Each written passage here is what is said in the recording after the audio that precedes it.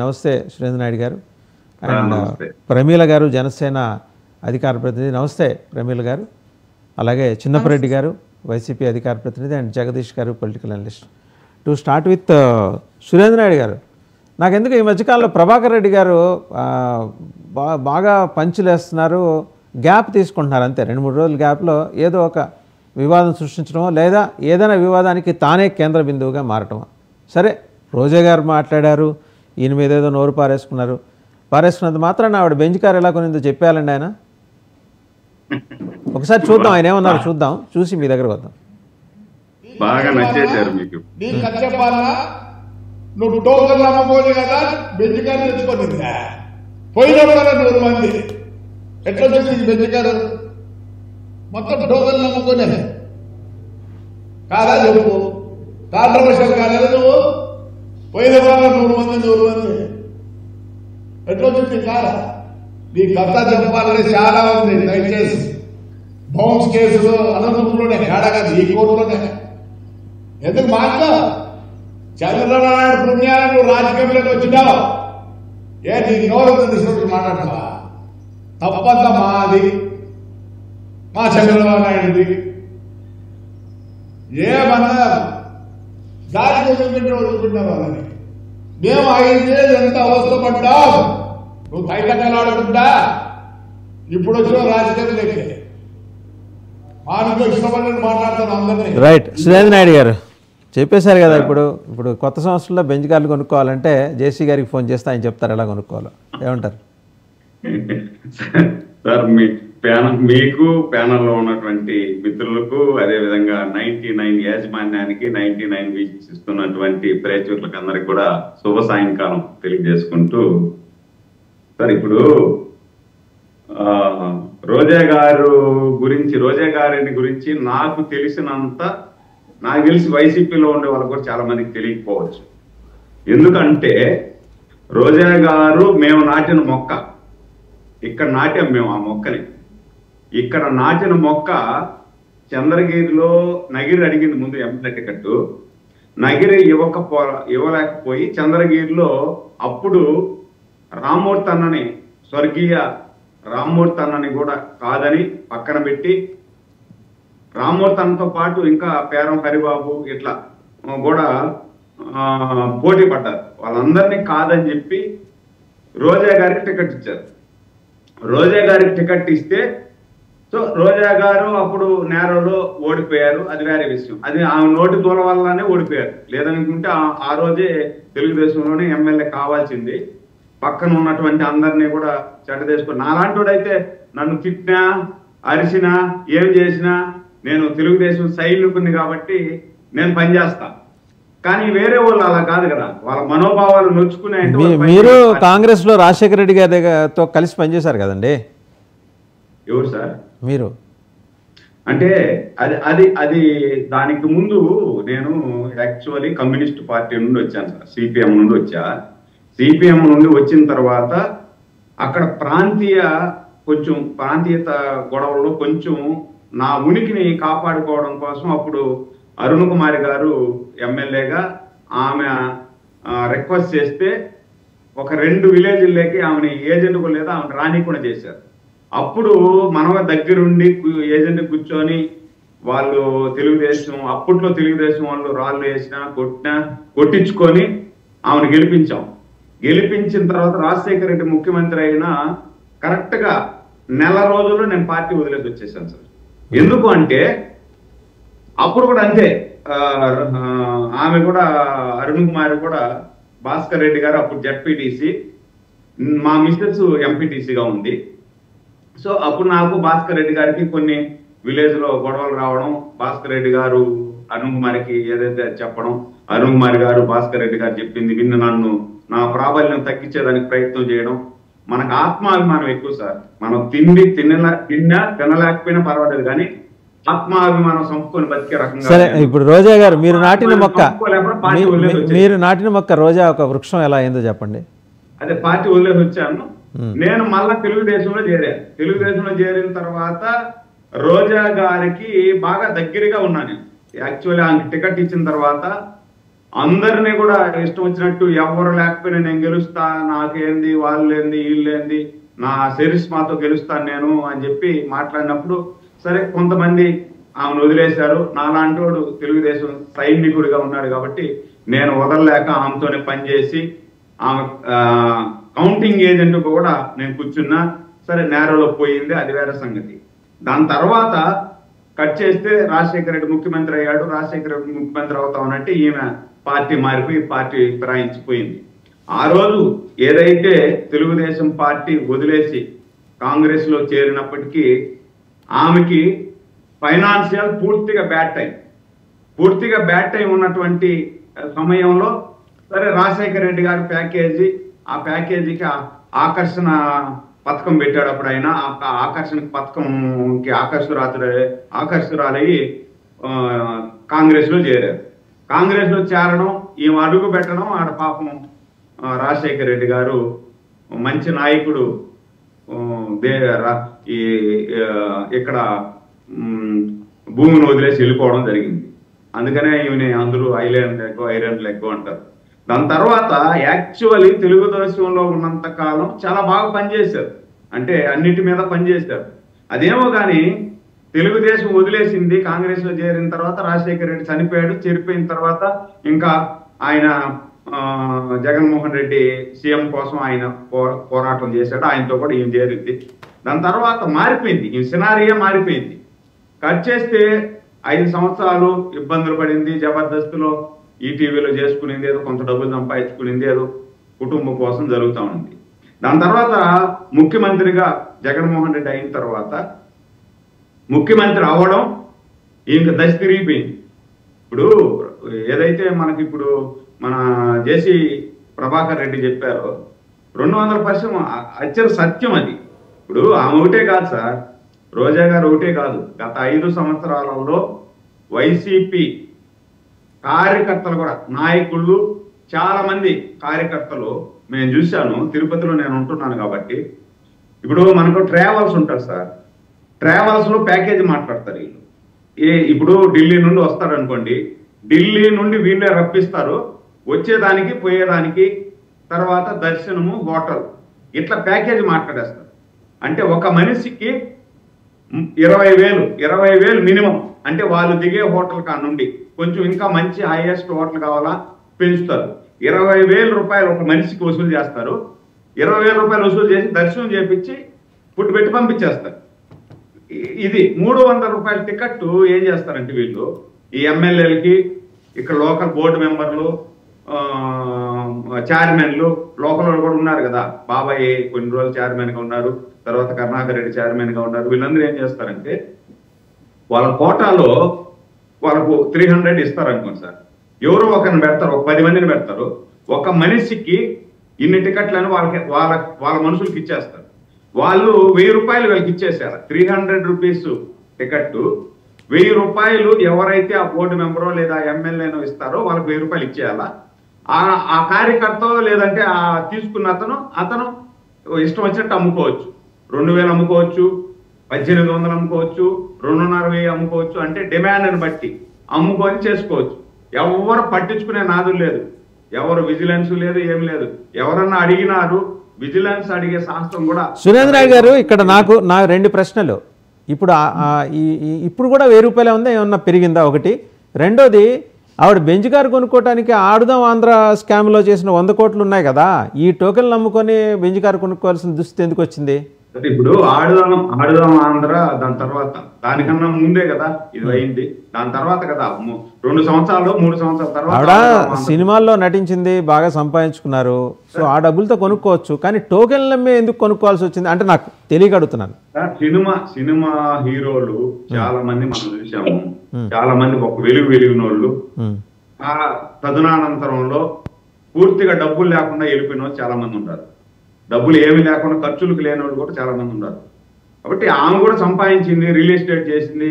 ఆ real estate లో కొన్ని దగ్గర నిలిచిపోయినాయి, కొన్ని దగ్గర వ్యాపారాలు పడిపోయినాయి, కొన్ని దగ్గర స్టక్ అయిపోయింది.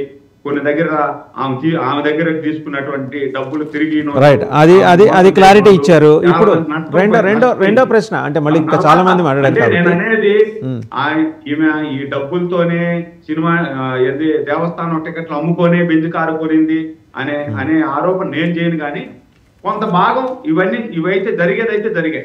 ఇక రెండో ప్రశ్న, ఇప్పుడు 300 నుంచి వాళ్ళు 1000 రూపాయల వరకే తీసుకునేవాళ్ళు అని అన్నారు కదా ఎమ్మెల్యేలు, ఇప్పుడు ఏమన్నా అంతే ఉందా, రేటు పెరిగిందా? ఇప్పుడు నీకు 300 టికెట్ ఉంటే కదా సార్, అంతే ఉందే ఎంత ఉంది అనేది. 300 టికెట్లే లేవు కదా. సో 300 ఉంటే 1000 లేనప్పుడు ఎంతైనా ఉండొచ్చు అంటారు. ఎన్డీఏ ప్రభుత్వం వచ్చిన తర్వాత టోటల్ 300 ఆన్లైన్ పెట్టేశారు. ఆన్లైన్ ఒకవేళ ఆన్లైన్ పెట్టకుండా ఉంటే ఎవరన్నా కొంతమంది చేసే వాళ్ళు చేస్తుంటారేమో కానీ నేను చెప్పలేను, కానీ చేయలేదు అనేసి టోటల్ ఆన్లైన్ పెట్టేశారు. ఎక్కడ 300 సుపథం దర్శనం అనేది ఉంది. మీకు కూడా తెలుసు, సుపథం అంటే ఎవరన్నా రికమెండేషన్ లెటర్ ఇచ్చినారంటే అప్పటికప్పుడే పోవచ్చు. 300 రూపాయల టికెట్లు 4-5 వాళ్ళు రాయించిన తర్వాత నేరుగా పోయి కౌంటర్లో 300 రూపాయలు కట్టే టికెట్ ఇస్తారు. డైరెక్ట్ గా సుపథం నేరుగా వెళ్ళిపోయి 1 hour లో దర్శనం చేసుకొని బయట వస్తున్నారు. ఇప్పుడు ఆ సుపథం దర్శనం కూడా లేదు, అన్ని ఆన్లైన్ పెట్టేశారు. టోటల్ ఏదన్నా ఆన్లైన్ లో ఆ 3 నెలలకు ఒక్కసారి రిలీజ్ చేస్తారు. ఆన్లైన్ లో కొట్టుకోవచ్చు, టికెట్ తీసుకోవచ్చు, పోతా ఉండొచ్చు అంతే. ఇప్పుడు ఆ సమస్య రైట్. మళ్ళీ మీ దగ్గరకు వస్తానండి. ఒకసారి ప్రమీల గారి దగ్గరికి వెళ్ళాం. ప్రమీల గారు, రోజా గారు పవన్ కళ్యాణ్ మీద నోరు పారేసుకున్నారు. జేసీ ప్రభాకర్ రెడ్డి గారికి కోపం వచ్చేసింది. ఆవిడ బెంజ్ కార్ ఎలా కొనుక్కున్నారో దగ్గర నుంచి మొత్తం చెప్పేస్తానంటున్నారు. ఈ ఎవరి భాగవతాలు ఇలా వాళ్ళు పక్క వాళ్ళు ఇప్పేస్తూ ఉంటే జనాలకి ఇది ఒక ఎంటర్టైన్మెంట్ లాగా అయిపోయింది. అసలు అంశాల నుంచి మనం పక్కకి తప్పుకుంటున్నామేమో, మీకేమనిపిస్తుంది జనసేన పార్టీ అధికార ప్రతినిధిగా? సార్, ముందుగా ప్యానెల్లో ఉన్న పెద్దలకి, వాసుదేవ్ గారికి, మీ అందరికీ నమస్కారం అండి. సార్, నేను ఒక విషయం చెప్తాను. ఆ రోజా గారి గురించి ఎవరు మాట్లాడినా ఆవిడ నోరు ఎంత అసభ్యంగా మాట్లాడతారంటే, మనం పబ్లిక్ లైఫ్ లో ఉన్నప్పుడు మన గురించి పిన్ టు పిన్ ప్రతి ఒక్కరికి తెలిసిద్ది సార్. మనం తెలియదు అని అనుకోవడం పొరపాటు. ఎప్పుడు మీడియా ముందు మనం ఏం మాట్లాడినా అది పాయింట్ ఖచ్చితంగా పట్టుకొని ఉంటారు. ఒకప్పుడు ఆవిడే నన్ను జబర్దస్త్ షోకి వెళ్తున్నారంటే నాకు ఇంట్లో కొంచెం ఆర్థికంగా ఇబ్బంది అయ్యి నేను డబ్బుల కోసం షోలు చేసుకుంటుంటే దాని గురించి కూడా తప్పు మాట్లాడుతున్నారు అన్న ఆవిడ సడన్ గా జగన్మోహన్ రెడ్డి గారు అధికారంలోకి రాగానే లైఫ్ స్టైల్ మారిపోయి అన్ని కొనుక్కొని అంతా ఇది చేంజ్ అయినప్పుడు ఖచ్చితంగా ప్రతి ఒక్కరికి తెలుస్తుంది. అది దాని గురించి వెనకాల ఏం జరుగుతుంది అన్నది ఖచ్చితంగా క్లూలు అనేది అందరి దగ్గర ఉంటాయి. అలాంటప్పుడు మన గురించి మాట్లాడతారు అనుకున్నప్పుడు ఆవిడ నోరు అదుపులో పెట్టుకొని మాట్లాడాలి. ఆవిడకి అసలు ఆ సంస్కారమే లేదు. అసలు ఏం మాట్లాడతారో మీడియా ముందుకు వస్తే ఏదంటే అది మాట్లాడాలి. జగన్మోహన్ రెడ్డి గారిని పొగడాలి. నిజాలు మాట్లాడండి. ఎంత ఏ పార్టీకి సంబంధించిన వాళ్ళమైనా మనకంటూ ఒక మనస్సాక్షి ఉండిద్ది. దానికి తగ్గట్టుగా మన పార్టీని మనం సపోర్ట్ చేసుకుంటూ అలాగే నిజాలు మాట్లాడే సంస్కారం ఉన్నప్పుడు ఎవరు అంత ఇదిగా మాట్లాడరు సార్. ఆమె మాట్లాడింది కాబట్టే అలాగే మాట్లాడతారు ఆవిడ గురించి ఎవరు మాట్లాడినా. రైట్. ఇప్పుడు జగన్మోహన్ రెడ్డి గారుని వారి ప్రభుత్వాన్ని పవన్ కళ్యాణ్ గారు ప్రశంసించారంటూ అంబటి రాంబాబు గారు ఒక ట్వీట్ చేశారు గ్రీన్కో సంస్థకు సంబంధించి. ఆ ట్వీట్ చూడండి. దాంతోపాటు పవన్ కళ్యాణ్ గారు ఏం మాట్లాడారో ఒకసారి చూసి మళ్ళీ నేను మీ దగ్గరికి వస్తాను. ఒకసారి పవన్ కళ్యాణ్ గారు గ్రీన్కోకి సంబంధించి ఏం మాట్లాడారో చూద్దాం. సో బయట వచ్చే లోపల ఇంతకీ అనేది ఏంటంటే, గ్రీన్కో అనేది రాష్ట్రానికి పరిశ్రమ రావట్లేదు, జగన్మోహన్ రెడ్డిని చూసి భయపడి గంటకు 1000 కిలోమీటర్ల వేగంతో పారిపోయారు పారిశ్రామికవేత్తలందరూ ఆంధ్రప్రదేశ్ నుంచి, ఎక్కడా కనపడటం లేదు, శాటిలైట్లు కూడా ప్రయోగించినా వాళ్ళ ఆచూకీ తెలియలేదని చెప్పినోళ్ళు ఇవాళ ఎలా ఇవాళ ఆయన ఆధ్వర్యంలో ఏర్పాటైన గ్రీన్కో దాని గురించి ఎలా ప్రశంసించారు డిప్యూటీ సీఎం అని చాలా ఎటకారంగా అంబటి రాంబాబు గారు ట్వీట్ చేశారు. చూసే ఉంటారు మీరు ప్రమీల గారు. నిజంగా పారిశ్రామికవేత్తలు మాట్లాడండి. చెప్పండి సార్. అదే పారిశ్రామికవేత్తలు ఈ గంటకి 5-6 వేల కిలోమీటర్ల వేగంతో పారిపోయారు ఆంధ్రప్రదేశ్ విడిచి కదా, మరి ఈయనొక్కడు పారిపోకుండా ఎట్ట పెట్టాడు సార్? ఇది అంటే ఈ సంస్థ ఫస్ట్ చంద్రబాబు నాయుడు గారి ద్వారా జరిగింది. కాకపోతే ఏంటంటే జగన్మోహన్ రెడ్డి గారికి ఈ హయాంలో శంకుస్థాపన జరిగింది సార్. పైకి ఎంత డ్రామాలు ఆడినా చాలా కంపెనీలు మన కళ్ళ ముందే అమెరాన్ కానీ అలాంటి కంపెనీలు చాలా వెళ్ళిపోయిన సంఘటనలు చాలా ఉన్నాయి. కాకపోతే ఇది ఒక్కటి మాత్రం నిలబడింది.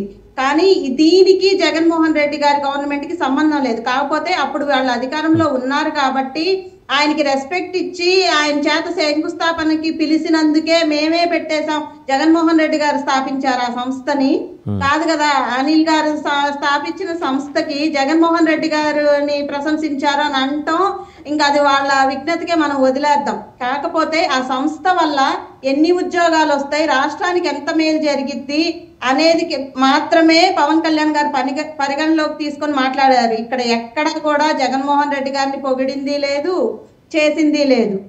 దాన్ని వీళ్ళు ఇంకో రకంగా అంటే ఏదో ఒకటి మాట్లాడాలి కాబట్టి ముందు అన్నిటికంటే ముందు రాంబాబు గారు వచ్చేస్తారనమాట. అంబటి రాంబాబు గారు ఏదో ఒకటి మనం మాట్లాడాలి, ఏదో ఒక పుల్ల పెట్టాలి, ఏదో ఒకటి చేయాలి అన్న ఒక కాన్సెప్ట్ తో మాట్లాడిన మాట తప్పితే పవన్ కళ్యాణ్ గారు ఎక్కడా కూడా జగన్మోహన్ రెడ్డి గారు గొప్ప పని చేసేసారు, ఆయన వల్ల ఈ సంస్థ వచ్చింది అని ఎక్కడా అనలేదు. సంస్థ వల్ల ప్రజలకు ఉపయోగం ఉంది. అలా ఇప్పుడు వీళ్ళలాగా వైసీపీ గవర్నమెంట్ లో టీడీపీ గవర్నమెంట్ లో వచ్చిన ఎన్నో కంపెనీలని వాళ్ళ మీద ఉన్న కోపంతో ప్రజల గురించి ఆలోచించకుండా తరిమి కొట్టిన సంఘటనలు చాలా ఉన్నాయి సార్. దాని గురించి మాట్లాడడం తప్పితే అంత గతంలో ఇప్పుడు ఈ ఎక్కడ ఏ హయాంలో వచ్చినా కానీ ఈ సంస్థ వల్ల ప్రజలకు ఉపయోగం ఉంది, ఎన్నో ఉద్యోగాలు వస్తాయి, దీని వల్ల మన రాష్ట్రం అభివృద్ధి చెందిద్ది. అది మాత్రమే ఎన్డీఏ గవర్నమెంట్ ఈ రోజు పరిగణలోకి తీసుకోవడం జరిగింది కాబట్టి దాని గురించే పవన్ కళ్యాణ్ గారు మాట్లాడారు. రైట్. సో నాగార్జున గారు జస్టిఫికేషన్ చూసారుగా, జనసేన లీడర్ ప్రమీల గారి జస్టిఫికేషన్. మంచి ఏదన్నా ఉంటే అది తెలుగుదేశం జనసేన ఖాతా, చెడే ఎక్కడ జరిగినా అక్రాస్ ద కంట్రీ అది జగన్మోహన్ రెడ్డి ఖాతా. మొత్తానికి వాళ్ళు స్థిరంగా నిర్ణయం తీసుకున్నారు. బహుశా మీ స్టాండ్ కూడా అదే అనుకుంటాను. లేదు, స్టోరీ చెప్తాను. Kurnool ultra mega solar park అని చెప్పేసి మీ దగ్గరికి వచ్చే ముందు మీరు నాకు టాపిక్ పంపిస్తే నేను గూగుల్లో కానీ వికీపీడియాలో మొత్తం చూశాను అన్న. అక్కడ 2017లో నారా చంద్రబాబు నాయుడు గారు ఈ పార్క్ను స్టార్ట్ చేశారని, ఇనాగ్రేట్ చేశారని చెప్పి అక్కడ రాశారు మొత్తం. ఇక్కడికి వచ్చిన తర్వాత మళ్ళీ ఒక్కసారి ఆ డేట్స్ చూద్దామని చెప్పి నేను ఓపెన్ చేశాను అన్న, లిటరల్లీ అందరు చూడాలి. ఇప్పుడు ఏంటంటే just 1 hour ago Nara Chandrababu Naidu గారి పేరు తీసేసి ఆడ జగన్మోహన్ రెడ్డి గారి పేరు యాడ్ చేశారన్న. జస్ట్ 1 hour క్రితం వికీపీడియాలో జస్ట్ 1 hour. జగన్మోహన్ రెడ్డి వికీపీడియాను కూడా మేనేజ్ చేస్తున్నాడా? అదే అంటే ఇది ఎడిట్ చేయొచ్చు అన్న. సో 1 hour క్రితం మార్చాలి. మీకు కింద చూస్తే ఇది ఒకసారి చూడండి. అదేలేండి, లాస్ట్ ఎడిట్ టైం ఉంటుంది చూడండి. జస్ట్ 1 hour ago నేను వచ్చే గ్యాప్ లో వీళ్ళు మార్చేశారు. అయితే అసలు ఈ సోలార్ గురించి చూద్దాం అనుకున్నాం.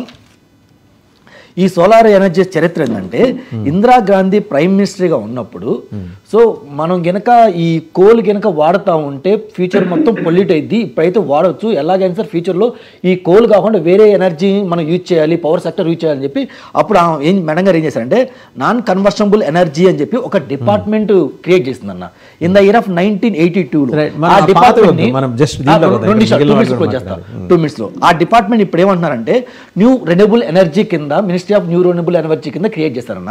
దీన్ని ఏం చేశారంటే 2009లో అప్పుడు ప్రైమ్ మినిస్టర్ మన్మోహన్ సింగ్ గారు ఏం చేశారంటే 2009లో డెసిషన్ తీసుకున్నారు, ఇది సోలార్ అనేది మనం ఇంట్రొడ్యూస్ చేయాలని చెప్పి. అప్పుడు ఏం చేశారంటే 11 జనవరి 2010లో మన్మోహన్ సింగ్ గారు ఇది స్టార్ట్ చేశారన్న. In the name of Jawaharlal Nehru national solar mission అని చెప్పేసి ఆ పేరుతో స్టార్ట్ చేసి అప్పుడు టార్గెట్ ఏం పెట్టుకున్నారంటే 20 GW టార్గెట్ పెట్టుకొని అప్పుడు ప్రభుత్వం రన్ అయితే నరేంద్ర మోడీ గారు ప్రైమ్ మినిస్టర్ అయిన తర్వాత 2015 బడ్జెట్లో ఆ 20 GW ఏం చేశారంటే 100 GW అనేది చేంజ్ చేశారు. అంటే ఇది స్టార్టింగ్ ఫ్రమ్ దీని క్రెడిట్ గోస్ టు ఎవరికి ఇవ్వాలంటే మన్మోహన్ సింగ్ గారికే ఇవ్వాలన్నాం ఇదైతే.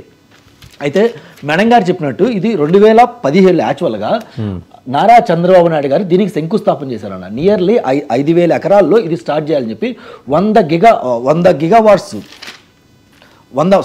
మెగావాట్స్తో ఇది పార్కు మనం కన్స్ట్రక్ట్ చేయాలి. అప్పటికి ఇండియాలో ద బెస్ట్ ఎక్కడ లేదు, ఇదే ద బెస్ట్ అవుతుంది. 2017లో నారా చంద్రబాబు నాయుడుకి ఇనాగ్రేట్ చేశారన్న. అందులో ఏం చేశారంటే సాఫ్ట్ బ్యాంక్ ఎంత ఇచ్చారంటే 350 మెగావాట్స్ కన్వర్ట్ చేసి అంత ల్యాండ్ వాళ్ళకి ఇచ్చారు.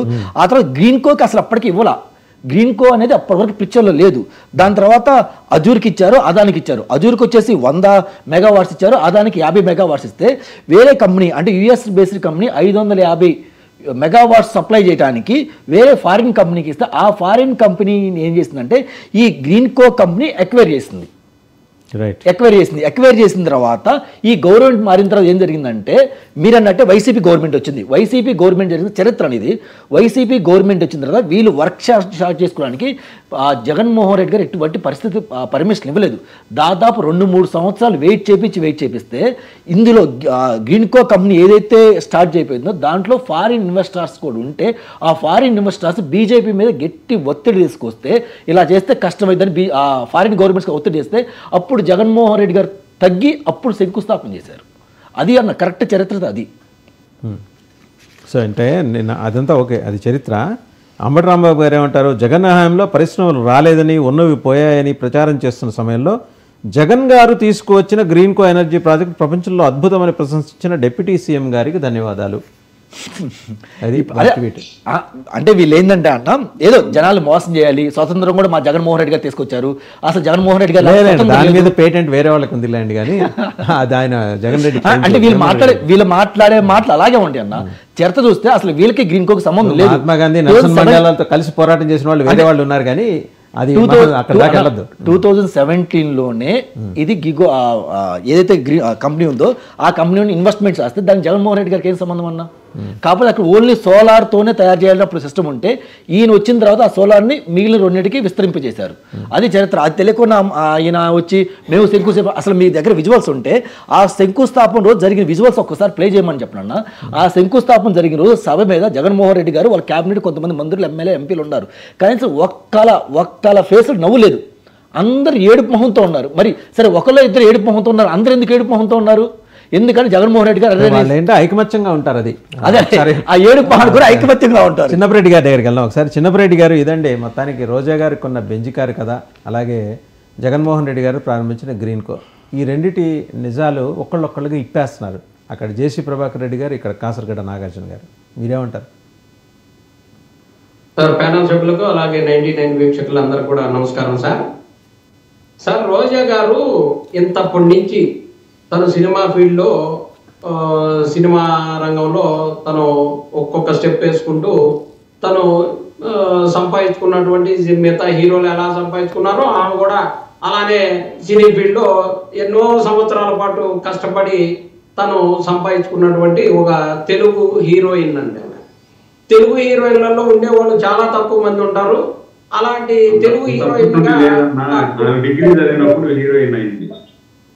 రోజా గారి మీద ఉండండి అన్న మాట్లాడి ఇప్పుడు దాకా నోరు తెరవలేదుగా. కాదు, నేను మీరే మాట్లాడి, నేను అటవ తగలేదు. ఆమె డిగ్రీ చదివేటప్పుడు పద్మావతి మహిళా కాలేజీలో డిగ్రీ చదివేటప్పుడు ఆమె హీరోయిన్ గా శివప్రసాద్ గారు, ఎంపీ గారు తీసుకున్నారు. ఇంతప్పటి నుండి సినిమాలో నటించాలి. ప్రేమ తపస్సు సినిమా పేరు కూడా ప్రేమ తపస్సు. వాటన్నిటితోటి పనే ఉందిలే కానీ మాట్లాడి అన్న అసలు విషయానికి రాని.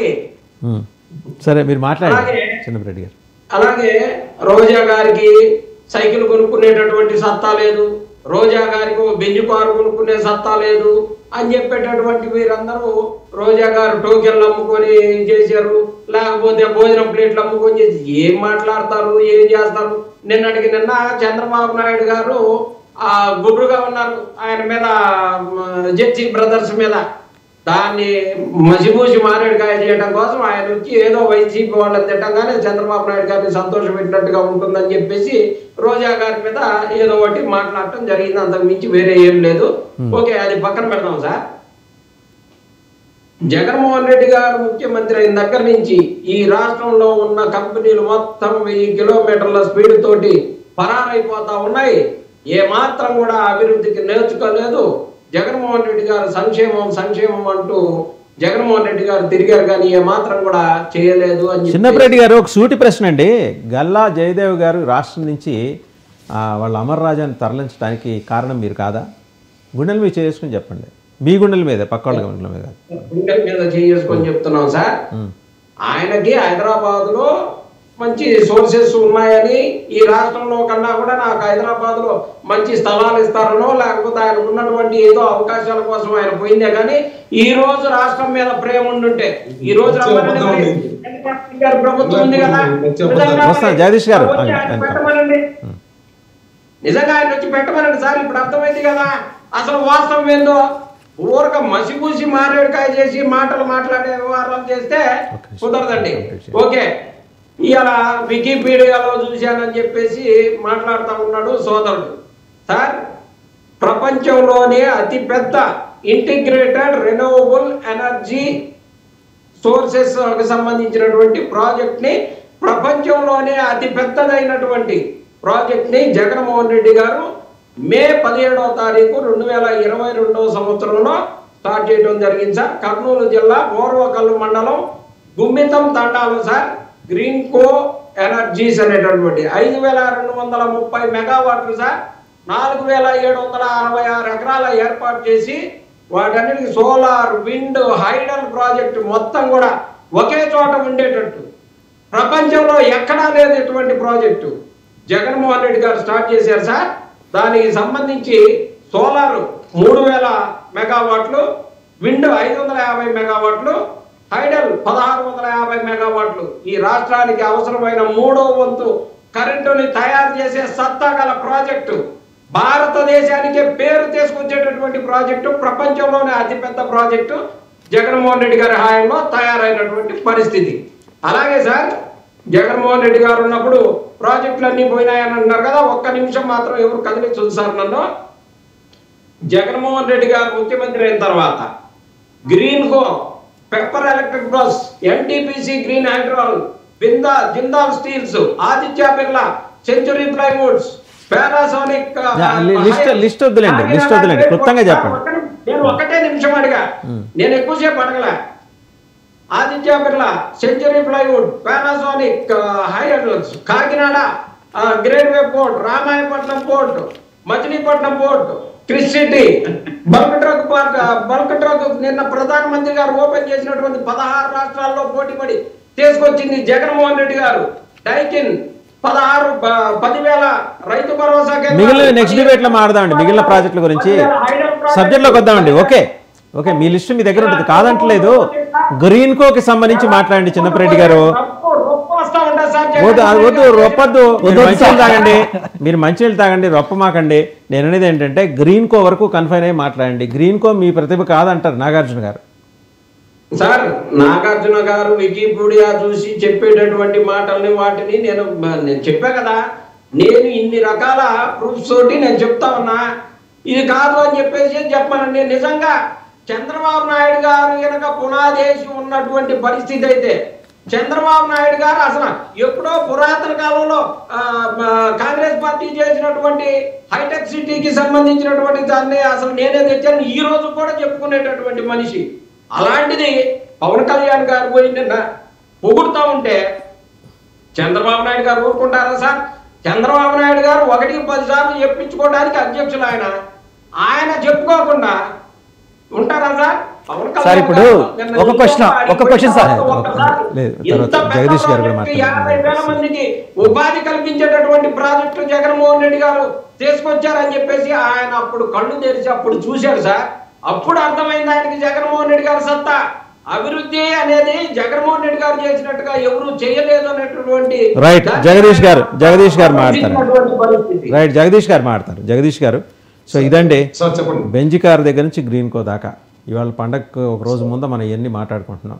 బెంజ్ కార్ సులువుగా ఎలా సంపాదించవచ్చో చాలా ఈజీగా చెప్పేశారు. జేసీ ప్రభాకర్ రెడ్డి గారు రహస్యం బయట అందరికీ చెప్పేశారు. ఇంకా అందరూ తిరుమల కొండ మీద పడతారు, టోకెన్లు నమ్ముకోవటం, బెంజ్ కార్ కొనుక్కోవటం. నిజమేనా? ఎగ్జాక్ట్లీ. మీతో ముందుగా మీకు, వాసుదేవ్ గారికి, అలాగే ప్రేక్షకులకి, తోటి పెద్దలకి అందరికీ నమస్కారం అండి. సార్, ఇక్కడ బెంజ్ గారి గురించి ఇక్కడ చెప్పిన వాళ్ళు కొద్దిగా చెప్పారు, నేను కొంచెం ఎక్కువగా చెప్తాను, ఎందుకంటే నాకు తెలుసు కాబట్టి. మీరు అదే జిల్లా కదా. రోజా గారు మాజీ మంత్రివర్యులు ఆర్థికంగా చీతికిపోయి ఏ విధంగా మనం మళ్ళీ ఆర్థికంగా నిలదొక్కోవాలనే వ్యవహారంతోనే రాజకీయాల్లోకి వచ్చినారు. ఇందులో అనుమానం లేదు. దానికి ప్రత్యక్ష సాక్షి నేనే. ఎందుకు చెప్తానంటే ఈ మాట, ఆవిడ రాజకీయాల్లోకి వచ్చిన నాటికి ఎన్ఐ యాక్ట్, చెక్ బౌన్స్ కేసులు మెండుగా ఇదే చెన్నైలో ఆవిడ పైన ఉన్నాయి. ఆవిడ ఎన్నోసార్లు కోర్టుకు హాజరైంది, వార్తాపత్రికలు వచ్చాయి, నా దగ్గర అలాంగ్ విత్ కేసు నెంబర్లతో కూడా నా దగ్గర ఉన్నాయి. సో ఇదొక విషయం. రెండో విషయం ఏమంటే, తన మాటల్లోనే ఇన్ ఫ్రంట్ ఆఫ్ మీడియాలో నేను ఆర్థికంగా నా కుటుంబాన్ని పోషించుకోవడానికి జబర్దస్త్కు వెళ్ళినాను అని ఆవిడ చెప్పింది. ఆవిడ నిజంగానే అప్పటికే ఆవిడ కానీ సినిమాల్లో విపరీతంగా సంపాదించేస్తుంటే జబర్దస్త్కి పోయి కూర్చునే అవకాశం లేదు, ఆవిడకి అవసరం లేదు, అవకాశం కదా అవసరం లేదు. సో ఇక్కడ బెంజ్ కారు కొనడం ఆవిడ కొనింది ఎప్పుడు రాజకీయాల్లోకి వచ్చిన తర్వాత కూడా కాదు, మినిస్టర్ అయిన తర్వాత కొనింది. ఆవిడ ఏపీఐఏసీ చైర్మన్ అయినప్పుడు ఆవిడకి బెంజ్ కారు లేదు. ఇప్పుడు రోజా దగ్గర ఒక బెంజ్ కారు ఉంది, ఒక్క బెంజ్ కారు ఇక్కడ మాట్లాడుకుంటున్నాం. రోజా దగ్గర బ్రాండెడ్ కార్లు 10కి మించి ఉన్నాయి. ఆవిడ షెడ్యూల్లో పెట్టుకోవడానికి కాక చెన్నైలో పెట్టుకున్నారు. ఆవిడ గురించి ఒక టీవీ డిబేట్ కూడా ఆవిడ చెప్పారు, మా పిల్లలకి బ్రాండ్ కార్లు అంటే బాగా ఇష్టం, నాకు పెద్ద ఇంట్రెస్ట్ లేదని చెప్పి. ఆవిడ సినిమాలో సంపాదించుకున్నది ఇందాక సోదరులు చెప్పినట్టు ఎక్కడెక్కడో వ్యాపారాలు చేసి పోగొట్టుకోవడం జరిగింది. ఆర్థికంగా చిదిగిపోయిన తర్వాతే ఆవిడ రాజకీయాల్లోకి వచ్చింది. ఆవిడకి అవకాశం దొరికింది వైసీపీ అధికారం రావడంతోనే ఆవిడ ఈ బెంచ్ కార్లు కొనింది. ప్రభాకర్ రెడ్డి గారు చెప్పిన, మన సురేంద్ర నాయుడు గారు చెప్పిన, ఏ ఒక్కరు చెప్పినా ఇది వాస్తవం. ఎక్కువ రోజులు కప్పిపుచ్చలేదు. ఇది ఒక విషయం అయితే. రెండోది, ఇప్పటి వరకు మాట్లాడిన పెద్దలు గ్రీన్కో ఎనర్జీ గురించి నాగార్జున గారు వాల్యుబుల్ ఇన్ఫర్మేషన్ చెప్పారు. ఆయన బాగా చదువుకుని ఎగ్జామ్కి వచ్చినట్టు మనకందరికి కూడా వాస్తవాలు చెప్పారు. చాలా సంతోషం, ఆయనకి నాకు కృతజ్ఞతలు కూడా. నేను కూడా ఇంతసేపు దానిపైన ఎక్సెప్ట్ చేశాను. బట్ వన్ థింగ్ ఏమంటే, జగన్మోహన్ రెడ్డిని పొగలేదు ఇక్కడ ఎవరు. జగన్మోహన్ రెడ్డి పొగడాల్సిన అవసరం కూడా లేదు. ఆ ప్రాజెక్ట్ ని 2 సంవత్సరాలు పెండింగ్ పెట్టిన జగన్మోహన్ రెడ్డి ఎవరో పోగలరు. ఇక్కడ మన పవన్ కళ్యాణ్ గారు డిప్యూటీ సీఎం గారు కూడింది ఎవరినంటే, ఈ ప్రాజెక్టు ఎవరైతే సెంట్రల్ గవర్నమెంట్ దీన్ని ఇక్కడ పెట్టాలి, ఇక్కడున్న భౌగోళిక పరిస్థితులు దానికి అనుగుణంగా ఉంటాయి. 3 రకాల ఎనర్జీ, 5230 మెగావాట్ల ఎనర్జీని మన పెద్దలు చెప్పినట్టు 1/3 మన రాష్ట్రానికి మనం కన్జంప్షన్ చేసే దాంట్లో 3వ వంతు ఎనర్జీ ఇక్కడ ఇదవుతుంది అని చెప్పి. సార్, పారిశ్రామికవేత్తలు ఈ రాష్ట్రాన్ని పారిపోయారని చెప్పడానికి ఇక్కడ మేమే కాదు, మీరు కూడా కర్మసాక్షి. అది మీరు ఒప్పుకోకపోయినా యాంకర్ ఉన్నారు కాబట్టి మీరేం చెప్పినా మేము వింటాం. మీరు మా వైపు మాట్లాడాల్సిన పని లేదు. ఒప్పుకోలేదని మీరు ఎలా డిసైడ్ అయిపోతారు? నేనే ప్రస్తావన చేశా గల్లా జయదేవ్ గురించి. గల్లా జయదేవ్ ఎందుకు వెళ్ళిపోయాడని అడిగింది నేనే. మీరు అది చూడకపోతే ఎట్టా? వాస్తవం గారు, నేను మిమ్మల్ని తప్పట్టం లేదు. మీరు బ్యాలెన్స్ గా ఉండి ఈ డిబేట్ ని ఎవరికి ఇప్పుడు మీరు జగదీష్ గారు నేను మిమ్మల్ని భోజనానికి పిలిచినప్పుడు ఎవరెవరికి ఏ వంటకం ఇష్టమో ఆ వంటకం పెడతానండి. సురేంద్ర నాయుడు గారికి కొన్ని వంటకాలు ఇష్టం, ఆయనకు అచ్చంగా అవే వడ్డిస్తాను నేను. ఆయనకి తెలుసు, నవ్వుతున్నారు ఆయన. అదేవిధంగా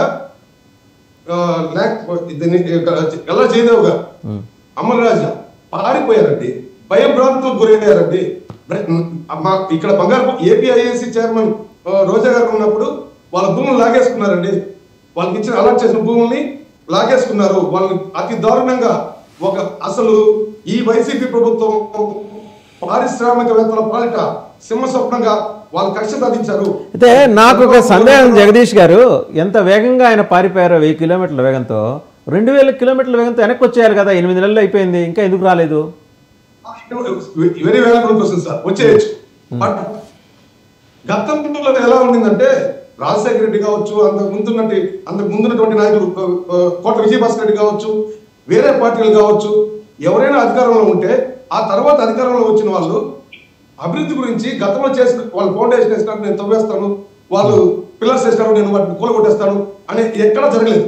కేవలం జగన్మోహన్ రెడ్డి వైసీపీ గవర్నమెంట్ వచ్చిన తర్వాతనే అభివృద్ధి, గతంలో ఎవరైనా అభివృద్ధి చేస్తుంటే అవసరమైతే వాళ్ళ పరిపాలనే కూలగొట్టడం, బెదరగొట్టడం, వాళ్ళని ఇబ్బంది పెట్టడం జరిగింది. ఏమో చెప్పలేం కదా, గుర్రం ఎగరవచ్చు, మళ్ళీ వైసీపీ రావచ్చు అనే భయం వాళ్ళలో ఉండొచ్చు. బట్ ఈ రోజు సురేంద్ర నాయుడు గారు చెప్పొచ్చు, మేడం గారు చెప్పొచ్చు, ఇంకా వైసీపీ రాదని చెప్పి. కానీ పెట్టుబడి పెట్టే వాళ్ళకి 5 సంవత్సరాలు వాళ్ళు కన్స్ట్రక్షన్ చేసుకోవడానికి సరిపోతుంది. వాళ్ళు ప్రొడక్షన్ లోకి వచ్చేసరికి వైసీపీ అధికారంలో వస్తే మా పరిస్థితి ఏంటి?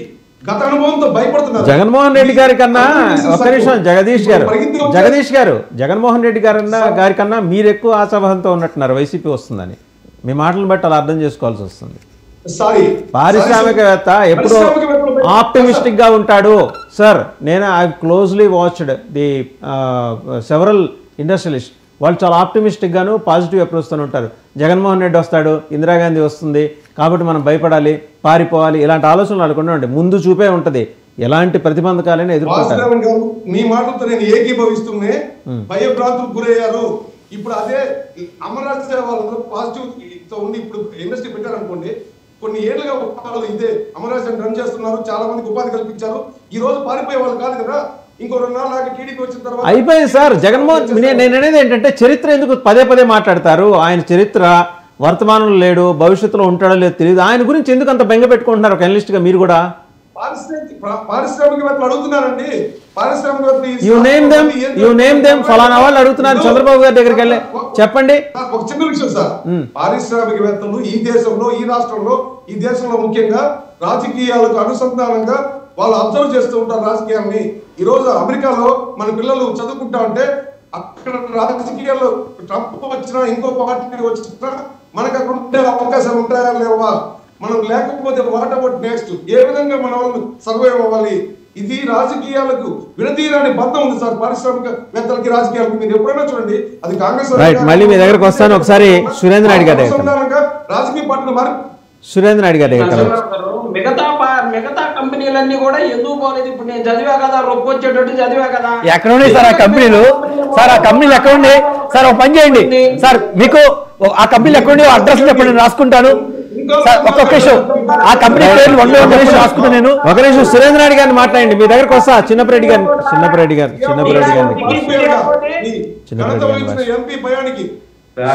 సురేంద్ర నాయుడు గారు మీరు మాట్లాడండి. ఇప్పుడు నేను అనేది ఏంటంటే గల్లా జయదేవ్ గారు వెళ్ళిపోయారు 1000 కిలోమీటర్ల వేగంతో, రాష్ట్రం దాటి చాలా ఫాస్ట్గా సునామీ తుఫాను రెండు కలిపి వేగంతో వెళ్ళిపోయారు. మళ్ళీ అంతకు రెట్టించిన వేగంతో వెనక్కి రావాలి కదా న్యూటన్స్ థర్డ్ ఆఫ్ మోషన్ ప్రకారం. రావాలా అంతా? ఎందుకు రాలేదు ఆయన?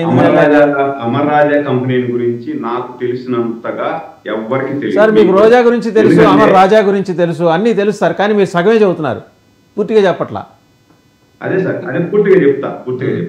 ఇప్పుడు అమర్ రాజా కంపెనీ విశ్వవిఖ్యాత నట సార్వభౌముడు స్వర్గీయ ఎన్టీ రామారావు గారి అమృత హస్తాలతో 82లో ప్రారంభమైంది. 13 ఎకరాల స్థలము 10 కోట్ల పెట్టుబడితో ప్రారంభమయ్యి అంచెలంచెలుగా ఎదుగుతూ నేను 25 ఎంప్లాయ్ అమర్ రాజా కంపెనీలో. దాని తర్వాత 93లో నేను బయట వచ్చేసిన, అది వేరే విషయం. అప్పుడు బ్యాటరీ ప్లాంట్ ఒకటి స్టార్ట్ అయింది. బ్యాటరీ ప్లాంట్ స్టార్ట్ అయిన తర్వాత ఇప్పుడు ఎన్టీ రామారావు అమృత హస్తాలతో ప్రారంభమైనటువంటి కంపెనీ. దాని తర్వాత కాలంలో కోట విజయభాస్కర్ రెడ్డి అయినా, చంద్రబాబు గారైనా, రాజశేఖర్ రెడ్డి గారైనా ఎవరైనా కూడా ఆ కంపెనీని పెంచి పోషించారు. ఎందుకంటే కుగ్రామంలో పెట్టారు ఆ కంపెనీ. ఎక్కడ కుగ్రామంలో చదువుకున్న ప్రతి ఒక్కరూ కూడా ఆ కంపెనీలో ఉద్యోగాలు చేసి ఒక మంచి భవిష్యత్తు ఉంది వాళ్ళకి. కాబట్టి ఈ కంపెనీని మనం పెద్ద చేస్తే ఇంకా ఉద్యోగ అవకాశాలు కలుగుతాయి అని చెప్పి వాళ్ళు తీసుకున్నారు ఆ డెసిషన్ తీసుకుంటే ఆ కంపెనీ కూడా సేమ్ ఏదైతే రాజకీయ నాయకులు వాళ్ళ మీద పెట్టినటువంటి నమ్మకాన్ని ఒమ్ము చేయకుండా అంచెలంచెలుగా పెరుగుతూ వేలాది మంది, అంటే 30 మంది ఉద్యోగస్తులతో ప్రారంభమైనటువంటి కంపెనీ ఈరోజు 17,000 మంది, డైరెక్ట్ గా 17,000 మంది, ఇండైరెక్ట్ గా దాదాపు 5 లక్షల మందికి ఉద్యోగ అవకాశాలు కల్పిస్తాము. ఇదే స్వర్గీయ రాజశేఖర్ రెడ్డి గారు అమర్ రాజా కంపెనీకి 500 ఎకరాలు భూమినిచ్చారు. ఎక్కడ? చిత్తూరు దగ్గర 500 ఎకరాలు ఇస్తే వాళ్ళ కొడుకు వచ్చిన తర్వాత ఆ కంపెనీ మీద మళ్ళా పక్కబట్టుకొని ఆమె వాళ్ళ కంపెనీ వాళ్ళ పార్టీకి రాలేదని చెప్పి ఆ కంపెనీ మీద పగబట్టుకొని పగ సాధించి ఆయన ఇబ్బంది పడి ఈ రాష్ట్రానికి వదిలిపోయినారు. మీరు అనేది ఏమంటారు? ఇప్పుడు తెలుగుదేశం వచ్చింది కదా, మళ్ళా వెంటనే గల్లా జయదేవ్ గారు ఇక్కడికి రావచ్చు కదా అని. ఇక్కడికి రావాలి అంటే ఆల్రెడీ వాళ్ళు హైదరాబాద్లో పోయి ల్యాండ్ ప్రొక్యూర్ చేసి కంపెనీ ఇన్స్టాల్ చేసి ప్రాజెక్ట్ కూడా స్టార్ట్ అయిపోయిన తర్వాత మళ్ళా దాన్ని ఆడ వదిలేసి మళ్ళా అర్థాంతరంగా ఈడి బరికి ఎట్లా వస్తారు సార్? ఈడు ఉండేటివి చేసుకుంటారు. ఇప్పుడు కరకంబాడ్ దగ్గర అమర్ రాజా పవర్ సిస్టమ్స్, అమర్ రాజా బ్యాటరీస్, జే ఎలక్ట్రానిక్స్, గల్లా ఎలక్ట్రానిక్స్ ఉంది. పేటమెట దగ్గర గల్లా ఫుడ్స్ ఉంది, మంగళ ఎలక్ట్రికల్స్ ఉంది. అదే విధంగా చిత్తూరు దగ్గర డిజిటల్ ఎనర్జీతో చేసే కంపెనీలు కొన్ని ఉన్నాయి. దీంతో ఇప్పుడు ఏదైతే బ్యాటరీ ప్లాంట్ తయారు చేయాలనుకున్నారో ఆ బ్యాటరీ ప్లాంట్ లో దాదాపు 9,000 కోట్లు పెట్టుబడి పెట్టాలనుకున్నారు. 9,000 కోట్లు ఇక్కడ, అదే విధంగా ఇంకొక 9,000 కోట్లు తమిళనాడులో పెట్టాలనుకున్నారు. వీళ్ళు ఇబ్బంది పెట్టే పాటితో మనకెందుకు రామాయణం వద్దు, మనకు అవసరం లేదని చెప్పి తమిళనాడులో 900 కోట్లు పెట్టారు. తెలంగాణలో దాదాపు 9,000 కోట్లు ఎంతో పెట్టారు. అక్కడ పెట్టి అక్కడంతా ఎస్టాబ్లిష్ అయిపోయినాక మళ్ళా ఆడ వదిలేసి మళ్ళీ వీడికి రావాలంటే ఎట్లా వస్తారు సార్? అది చేసుకోవాలి కదా. ఒకటి నెంబర్ 1. నెంబర్ 2 వచ్చి TCL చూశారు మీరు. TCL తిరుపతికి కోటవేతు దూరంలో ఎయిర్పోర్ట్ దగ్గర ప్రారంభమైంది. TCL అని మెప్పించి ఒప్పించి చంద్రబాబు నాయుడు గారు తీసుకొచ్చి శంకుస్థాపన చేసి ఒక రేంజ్కి వచ్చేపాటికి దురదృష్టం గవర్నమెంట్ పోయింది. గవర్నమెంట్ పోయిన తర్వాత వీళ్ళు ఏం చేశారంటే, లాస్ట్ డిబేట్ లో కూడా ఒకసారి మీకు చెప్పాను నేను ఇదే విషయం. వీళ్ళు ఏం చేశారంటే వాళ్ళని ఆపేశారు. వాళ్ళు ఆపేస్తే రిలయన్స్ కూడా సెటప్ బాక్స్ కి దాదాపు 1,500 ఎకరాలు ఇచ్చారు. కానీ వాళ్ళది పనులు స్టార్ట్ కాలేదు, గవర్నమెంట్ మారింది, రిలయన్స్ కూడా వెళ్ళిపోయాడు, నాకు కొద్ది తలకాయ నొప్పి అని చెప్పి. కానీ TCL మాత్రం ఒక రేంజ్కి వచ్చేసింది. అంటే ఒక దగ్గర స్టార్ట్ అయిపోయి కొంచెం రేంజ్కి వచ్చిన తర్వాత వాళ్ళు వదిలేసి వెళ్ళలేక దాన్ని అట్టే కంటిన్యూ చేశారు. కంటిన్యూ చేస్తే వీళ్ళు వెళ్ళి బీప్ మధుసూదన్ రెడ్డి, రోజా, రామచంద్రారెడ్డి వీళ్ళంతా వెళ్ళి అక్కడికి మళ్ళా కొత్తగా ప్రారంభించారు మా చేతుల నుండి. అంటే దాదాపు 1 ఇయర్ ఆపేశారు.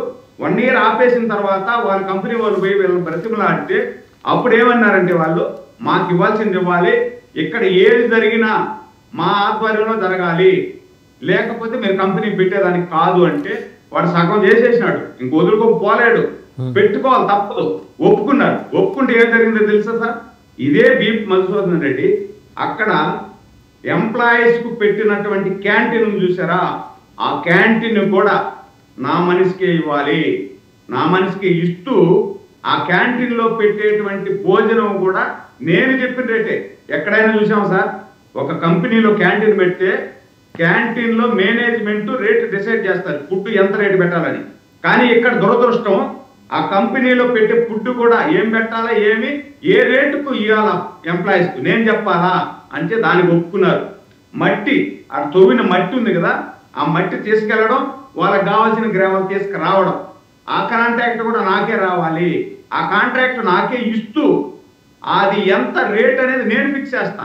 మీ దగ్గర నుండి తీసుకెళ్లే మట్టి ఎంత నేను చెప్తాను, మీకు ఇచ్చే మట్టే ఎంత రేటు నేనే చెప్తా అంటే ముక్కు పిండి వాళ్ళ దగ్గర ఒప్పించి దాన్ని చేసుకున్నారు. ఉద్యోగస్తుల్ని నేను ఎవరికి చెప్తే చదువు రాని చదువు రాకపోని నాకు ఉద్యోగాలు ఇంతమందికి ఇచ్చేయాల, ఆ విధంగా TCLను నానాగాబు చేసి, అంటే చెల్లికి పెళ్లి మళ్ళీ మళ్ళీ అంటారే, ఆ విధంగా చంద్రబాబు గారు, లోకేష్ బాబు గారు వాళ్ళు చేసేసినటువంటి ఇనాగరల్ని మళ్ళా వీళ్ళు వచ్చినాక మళ్ళా చేశారు. అంతెందుకు సార్, మనకు కియా కంపెనీ చూసాం కదా, వీళ్ళ ఎంపీ ఒక పనికి మారిన ఎంపీ, అతన్ని ఎంపీ అనుకునేదానికి సిగ్గుసేటు. రైట్, అది అందరికీ తెలిసిందే. కానీ నాదొక ప్రశ్న నాయుడు గారు, నాదొక ప్రశ్న. ఇప్పుడు ఇన్ని ఫెసిలిటీస్ ఉన్నాయని తెలిసి కూడా మీ పార్టీ ఎమ్మెల్యేలు అలాగే కూటమిలో కొందరు మొత్తం కలిపి 40 మంది ఎమ్మెల్యేలు ఇంకా చిన్న చిన్న ఇసుక, లిక్కరు వాటి వెంబడి ఎందుకు పడుతున్నారు? మీ అనుకూల మీడియాలోనే వాళ్ళ మీద కథనాలు వస్తున్నాయి. ఇన్ని ఫెసిలిటీస్ ఉన్నాయి, జగన్మోహన్ రెడ్డి గారి ప్రభుత్వంలో వాళ్ళ ఎమ్మెల్యేలు వాళ్ళు చేసుకోగలిగారు అని మీరు కూడా సెన్సిటైజ్ చేయొచ్చు కదా వాళ్ళని. ఏడా చంద్రబాబు నాయుడు మూతి మీద తంతాడు సార్, మూతి మీద తంతాడు చంద్రబాబు నాయుడు కంపెనీల దగ్గరికి పోయి. అందుకని ఇసుక లిక్కర్ మీద పడ్డారా? అందుకని ఆ తంటారని ఇసుక లిక్కర్ మీద పడ్డారా? నేను చెప్తాను, అది కూడా చెప్తాను సార్. మీరు ఇసుక లిక్కర్ అని మీరు చెప్పేస్తే నేను చెప్పలా, మీ అనుకూల మీడియా చెప్పింది. నన్ను లాగద్దు ఆ కాంట్రవర్సీలోకి. మీ అనుకూల మీడియా రాసింది, చూపించింది, నేను చెప్పలా. దానికి నేను చెప్తాను సార్. ఇక్కడ చంద్రబాబు నాయుడు గారు ఏ కంపెనీ అయినా పెట్టుబడిదారుల దగ్గరికి పోయి, ఎమ్మెల్యే కావచ్చు, మినిస్టర్ కావచ్చు, ఎవడైనా కానీ పోయి నాకు మామూలు ఇవ్వాలా, ఆ కాంట్రాక్ట్ నాకు ఇవ్వాలా, ఈ కాంట్రాక్ట్ నాకు ఇవ్వాలా అనేసి అంటే మొలాదే లేదు, మూతి పగిలిపోయి మూతి మీద తంతారు చంద్రబాబు నాయుడు. ఇది విజన్ ఉన్నటువంటి నాయకుడి నైజం మీద. ఇక్కడ అవి జరగవు. మీరు లిక్కరు, ఇసుక, శాండ్ గురించి చెప్తున్నారు. లిక్కర్ గురించి లాస్ట్ టైం కూడా ఈ డిబేట్ లో చెప్పాను. ఒకసారి టెలికాన్ఫరెన్స్ వస్తే ఒక మండల పార్టీ నాయకుడు, సార్ మేము 5 సంవత్సరాల్లో వైసీపీ కూలబొడి చేసి ఆర్థికంగా నష్టపోయాం, మాకేదన్నా ఈ లిక్కర్లో మీరు షాపులు పెడుతున్నారు కదా, ఏదన్నా ఒక 4 షాపులు మాకు అక్కడక్కడ షాపులు ఇస్తే మేము బతుకున్నాం సార్ అంటే, ఆ రోజు చంద్రబాబు గారు చెప్పాడు కాన్ఫరెన్స్ లో, లైవ్ లో నేనున్నా, మీరు అడిగారు కాబట్టి నేను చెప్తున్నా, ఒరే నాయన ఇట్లాంటి పనులు చేస్తే రేపు మీరు జైలుకు పోవాల్సి వస్తుంది, మన పార్టీకి అనుకూలంగా ఉండి ఇతర దేశాల్లో డబ్బులు సంపాదించే వాళ్ళు ఉంటారు, వాళ్ళని తీసుకొచ్చి ఇక్కడ కంపెనీలు పెట్టిస్తా, వాళ్ళతో పాటు మిమ్మల్ని కోఆర్డినేట్ చేపిస్తా, అక్కడ పోయి ఆ కంపెనీలో ఉద్యోగాలు చేసుకోండి, దాంతో బతుకుతూ మీరు ఈడ పార్టీకి పనిచేయండి. అంతేగాని లిక్కరు శాండ్ గారి జోలికి వెళ్తే రేపు మీ బతుకులు సిద్ధమైపోతాయి. శాండ్ జోలికి వెళ్తే ఎవరిని కూడా ఉపేక్షించే ప్రసక్తే లేదు అని చెప్పి మొగమాట లేకుండా చెప్పారు. ఒకరిద్దరు దానికి చెప్పినా కూడా చేసేవాళ్ళు ఉంటారు. ఒక నిమిషం చిన్నపరెడ్డి గారు ఆగండి, చిన్నపరెడ్డి గారు ఆగండి, ఆగండి అండి, చిన్నపరెడ్డి గారు ఆగండి. నేను అడగాల్సిన ప్రశ్న ఇంకా ఆగండి, ఒక నిమిషం, లెట్ మీ కంప్లీట్. ఏమండి చిన్నపరెడ్డి గారు, నేను మీ దగ్గరకు వస్తాను, చిన్నపరెడ్డి గారు మీ దగ్గరకు వస్తాను, ఆగండి. నేను అడిగిన ప్రశ్న, నేను సురేంద్ర నాయుడు గారు నేను అడిగింది మీ ఎంపీటీసీల గురించి మాట్లాడలేదండి, మీ ఎమ్మెల్యేల గురించి మాట్లాడానండి. అదే సార్, మా ఎమ్మెల్యేలు కూడా ఒకరు ఇద్దరు నేను చేయలేదని చెప్పి 40 మంది పేర్లు పుట్టుమచ్చలు ఆధార్ కార్డు నెంబర్తో సహా రాశారు, చూపించారు. అనుకూల మీడియా నాకు కూడా ఐడియా ఉంది, పేర్లు పుచ్చుమచ్చలు అవసరం లేదా, నాకు కూడా ఐడియా ఉంది. అందుకనే ఇప్పుడు 7 నెలలు అయింది సార్. 7 నెలల్లో పూర్తిగా ఫస్ట్ స్టార్ట్ అయినప్పుడు కొంతమంది విర్రవయ్య గారు ఏదో చేయాలని చెప్పి ఈడ జరగదు, చంద్రబాబు నాయుడు మూతి మీద తంతారని గుమ్మినైపోయారు. దాంట్లో కూడా మళ్ళా కొంతమంది ఒకరిద్దరు ఉన్నారు. ఇప్పుడు కూడా ఆ ఒకరిద్దరు భరతం కూడా ఈ నెల రోజుల లోపల తాట తీయడమా, పార్టీ నుండి సస్పెండ్ చేయడమా, పక్కన పెట్టడమా జరుగుతుంది ఇక్కడ. ప్రమీల గారి దగ్గరకు వద్దామండి ఒకసారి. ప్రమీల గారి దగ్గర సంవత్సరాలు చూసాం సార్ చంద్రబాబు నాయుడు గారు ఏం చేస్తాడు ఏమని. రైట్, ఒకసారి ప్రమీల గారి దగ్గర. ప్రమీల గారు బయట సంపాదించాలా, పార్టీకి పనిచేయాలి, ఓకే. సురేంద్ర నాయుడు గారు సంపాదించుకునే అవకాశం ఉండదు. రైట్, సురేంద్ర నాయుడు గారు ప్రమీల గారి దగ్గరికి వెళ్దాం. ప్రమీల గారు, రోజా గారు నిన్న మాటతో మాట ఉంది. ఆవిడ ఏంటంటే పంతం నానాజీ గారు ఒక ప్రొఫెసర్ గారిని ఆయన మీద దౌర్జన్యం చేశారంట. ఎందుకు మీ నాయకుడు కామ్గా ఉన్నాడని చెప్పేసి ఆవిడకి సందేహం. ఆయనకో రూలు మిగిలిన వాళ్ళకి రూలా అని అడుగుతున్నారా ఆవిడ? సార్, అక్కడ జరిగిన ఇన్సిడెంట్ గురించి, అక్కడ జరిగిన దాని గురించి ఆయన కనుక్కోవడం, దాని గురించి వెంటనే ఆయన వచ్చి క్షమాపణ చెప్పడం అన్నీ జరిగాయి సార్. ఇప్పుడు ఇంతవరకు చాలా మంది చాలా విషయాల్లో అక్కడ ఉన్న సిచ్యువేషన్ బట్టి గొడవ జరిగింది. దానికి ఆయన వెంటనే వచ్చి ఒక ఎమ్మెల్యే క్యాండిడేట్ ఆయన వచ్చి క్షమాపణ చెప్పడం అనేది మామూలు విషయం కాదు. అది ఆవిడ కనపడలేదేమో, మరి మనం దానికి మనం ఏం చేయలేం కదా.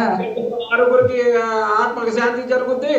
అలాగే సుధాకర్ గారిని చెంప మీద కొడితే ఆయన క్షమాపణ ఎమ్మెల్యే గారు చెప్పగానే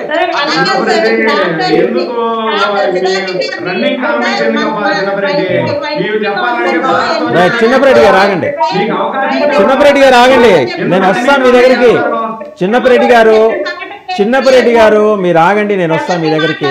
ఎవరిని ఇది చేసిందేం లేదు, క్షమాపణలు కూడా చెప్పకుండా ఏది లేకుండా మేమేమి చేయలేదని చిన్నపరెడ్డి గారు మ్యూట్ చేయండి, మీరు ఆగండి, మీరు ఆగండి. రైట్, నాగార్జున గారు ఇంకో ఇంపార్టెంట్ విషయం, రాజశేఖర్ రెడ్డి గారు బతికున్నా సరే తెలంగాణ వచ్చే ఉండేది. కిరణ్ కుమార్ రెడ్డి గారు నిన్న విజయవాడలో మా ఛానళ్ళ తర్వాత నోరిప్పారు. ఆల్రెడీ కాంగ్రెస్ డిసైడ్ అయిపోయింది. సో ఆయన ఉంటే కనుక తెలంగాణ రాకుండా ఉండేది అనే అభిప్రాయానికి రామాకండి దయచేసి అని చెప్పేసి ఆయన పిచ్చ క్లారిటీ ఇచ్చేశారు. ఎందుకు తెలంగాణ తేనె తుట్టని ఆయన మళ్ళీ కదల్చాలని చూస్తున్నారు? సార్, కిరణ్ కుమార్ రెడ్డి గారు మా టైంలో ముఖ్యమంత్రిగా, మా పార్టీలో ఉన్నప్పుడే ముఖ్యమంత్రిగా పనిచేశారు సార్. ఎందుకంటే సమైక్య ఆంధ్ర ఉన్నప్పుడు ఆయన ముఖ్యమంత్రి కాబట్టి స్టేట్లో కానీ సెంట్రల్లో కానీ ఏం జరుగుతుందో ఆయనకి మంచి క్లారిటీగా ఉంది. ఎందుకంటే ఆయన ముఖ్యమంత్రిగా ఉన్న సమైక్యవాదం వద్దు, అదే విడగొట్టొద్దండి, కలిసి ఉందాం అని చెప్పి ఎంత పోరాడాడో మనందరూ తెలుసు. కానీ సెంట్రల్ ఫిక్స్ అయింది, లేదు తెలంగాణ ప్రజల కోసం, వాళ్ళ ఆత్మగౌరవం కోసం మనం ఇద్దాం, మీ ఏపీకి ఏం కావాలో అడగండి, అది మీకు చేసి పెడతామని చెప్పేసి పెద్దలు అక్కడ డిసైడ్ అయ్యారు. అది ఇవ్వడం జరిగింది సార్. ఇంకా దానికి ఎందుకు కదిలించారు ఏందనేది ఒకసారి ఆయనే క్లారిటీ ఇవ్వాలి. లేడు కాబట్టి బీజేపీలో ఉన్నాడు కాబట్టి ఆయన ఏదో ఖచ్చితంగా ఏదో తెర వెనుక జాతీయ పార్టీల కుట్ర ఏదో ఉండి ఉంటుంది, అంటే డైవర్షన్ పాలిటిక్స్ అంతే కావచ్చు సార్. ఇంకా ఎందుకంటే ఆయన ఇప్పుడు బీజేపీలో ఉన్నాడు కాబట్టి ఎలాగైనా కాంగ్రెస్ ది ఉన్న పాత లీడర్ ఎవరైతే రాజశేఖర రెడ్డి గారు వాళ్ళ పేరు చెడగొట్టడానికి మేబీ ఇలా మాట్లాడి ఉండొచ్చు సార్. ఒక చిన్న విషయం సార్, ఒక చిన్న విషయం సార్. జనరల్గా గేమ్ చేంజర్ అనేది రామ్ చరణ్ సినిమా అయితే, నేమ్ చేంజర్ అనేది రాజశేఖర రెడ్డి జగన్మోహన్ రెడ్డి గారు సార్. ఎందుకైనా ఆయన ఎప్పుడు నేములు మార్చడం తప్పించి ఏ రోజు ఆయన సొంతగా ఒక్క ప్రాజెక్ట్ కానీ ఒక్కడు ఇంకోటి కానీ తీసుకొచ్చిన పాపాను పోలేదు సార్. ఎందుకంటే ఇందాక మీకు చదువుకోవడం వస్తే వికీపీడియాలో ఎగతాళి చేస్తున్నారు కదా, మీరు ఓపెన్ చేసి చెక్ చేసి చూసుకోండి. వికీపీడియాలో నేమ్ చేంజ్ చేశారు లేదా, చేంజ్ చేసింది ఎవరు? జగన్మోహన్ రెడ్డి గారే. నేను సూటి ప్రశ్న ఒకటి అడుగుతా సోదరా, ఎద్దు నేను వీళ్ళలాగా గంటల ముచ్చట్లు చెప్పను. సూడు ప్రశ్న అడుగుతా వినండి, మిమ్మల్ని సూటి ప్రశ్న అడుగుతా వినండి. గ్రీన్ కో ఎక్కడుంది? దాని గురించి మాట్లాడతారు మీరు. ఒక విషయం నేను మీరు అడిగిన సమాధానం చెప్తా. నేను అడిగిన సూటిగా సమాధానం చెప్పండి, సూటిగా సమాధానం చెప్పండి. గ్రీన్ కో ఎక్కడుంది? గ్రీన్ కో ఎక్కడుంది? లేదు గ్రీన్ కో ఎక్కడుంది చెప్పండి మీరు. ఇంకా చీలిపోయేదంటే ఆ కిరణ్ కుమార్ రెడ్డి గారికి ఆయనకు రాజకీయ పునాది దాకా ఏదో ఒక గీతం పాడుకుంటే ఆయన ఎత్తుకుంటా ఉన్నాడు. నేను అడిగే క్వశ్చన్ ఆన్సర్ చెప్పబోయా అంటే ఎందుకు నోటికి వచ్చింది మాట్లాడతావు? నీకు మాట్లాడి రావు వెళ్ళిపో, డిబేట్ నుంచి వెళ్ళిపో. సార్ ఒక నిమిషం సార్, నాయుడు గారు ఒక నిమిషం సార్, నాయుడు గారు ఒక నిమిషం. మీరు సార్ మీ దగ్గర పేటిఎం యాప్ ఉందా సార్? మీ దగ్గర రెడ్డి గారు మీ దగ్గర పేటిఎం యాప్ ఉందా? పేటిఎం యాప్ ఉంటే మీకు 5 రూపాయలు వచ్చి చెక్ చేసుకోండి. ఎందుకంటే అరుస్తారు ఎందుకు? చెప్పేది వినండి. సైడ్ క్వశ్చన్ మిమ్మల్ని సైడ్ క్వశ్చన్ అడుగుతున్నా. గ్రీన్ కో ఎక్కడుంది? కర్నూలులో ఏ ప్లేస్ లో ఉంది? దానికి మీకు ఏం సంబంధం? మీరు స్టార్ట్ చేశారా? వాళ్ళు ఎవరికైనా పిల్లగాడు పుడితే మీ పేరు మీకు పుట్టారని చెప్పుకుంటారు సార్, నాకు అర్థం కాదు. వాళ్ళకి ఎవరో పిల్లగాడు పుడితే మీకు పుట్టారని చెప్తారు. అమర్ రాజా బ్యాటరీని రాజశేఖర రెడ్డి గారు ప్రమోట్ చేశారు. రాజశేఖర గారు ప్రమోట్ చేస్తే మీరు వచ్చి ఏం చేశారు? మొక్క పీకి పక్కన పడేశారు. ఇందాక మీరు అన్నారు కదా మా టైం వెళ్ళిపోయింది అన్నారు, మరి కుటుంబ ప్రభుత్వంలో తీసుకురాని అంటారు కదా. మన జగన్ లాగా నేను రేపు పండుగ తర్వాత, సంక్రాంతి తర్వాత, దసరా తర్వాత, దీపావళి తర్వాత లేదా రాజధాని షిఫ్ట్ చేస్తాను, వైజాగ్ వెళ్తానని చెప్పి ఒక ఫ్యామిలీని తీసుకెళ్ళి అక్కడ పెట్టడం కాదు. ఒక కంపెనీ తీసుకురావంటే చదువుకుంటే కొంచెం సంస్కారం కొంచెం తెలిసింది. ఒక ఫ్యాక్టరీ పెట్టాలంటే అమర్ రాజా లాంటి ఫ్యాక్టరీ పెట్టాలంటే 500 నుంచి 1000 కోట్ల ఎక్స్పెండిచర్ అవుతుంది. 500 నుంచి 1000 కోట్ల ఎక్స్పెండిచర్ అవుతుంది. అది తెలుసా మీకు? ఒక బ్యాగ్ కొట్టుకొని వెళ్ళిపోవడం కాదు సార్ కంపెనీ పెట్టడం అంటే. అది మీకు తెలియాలి కనీసం. మీరు చెప్పిన సమాధానం ఏంటండి? అమర్ రాజా ఫ్యాక్టరీ పోతున్నాడు, మీరు చెప్పిన సమాధానం ఏంటి? పొల్యూషన్ అవుతుంది అందుకే పోతున్నారు. మరి మీ ఫ్యాక్టరీ వల్ల ఏమొస్తుందా? ఆక్సిజన్ వస్తుందా? వినాలంటే చెవులు పని చేయాలి, మాకు నోరు నొప్పి రావటం కాదు. మీరు అడగండి చెప్తా. లెట్ హిమ్ కంక్లూడ్ అండి, టైం కూడా అయిపోతుంది. చిన్నపరెడ్డి గారు చాలా క్విక్ గా, టైం కూడా పూర్తిగా వస్తుంది, చాలా క్విక్ గా చెప్పండి చిన్నపరెడ్డి గారు.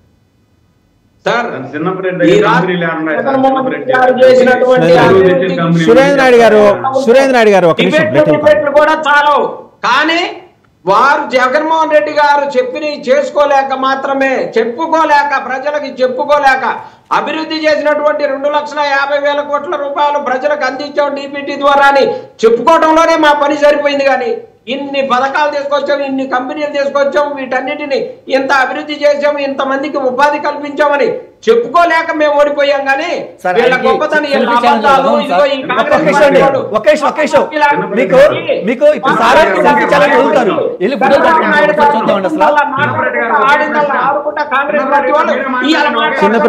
చిన్నపరెడ్డి గారు డిబేట్ కూడా పెంచినటువంటి దిక్కు లేదు.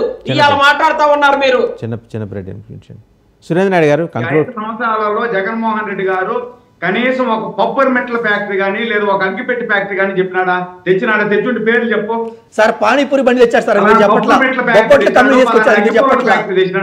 చెప్పని చెప్పు సార్. నాయుడు గారు పుట్టిన బిడ్డలకు మీరు పేర్లు పెట్టుకుంటారు. నాయుడు గారు బొప్పట్ల ఫ్యాక్టరీ తీసుకొచ్చారు సార్.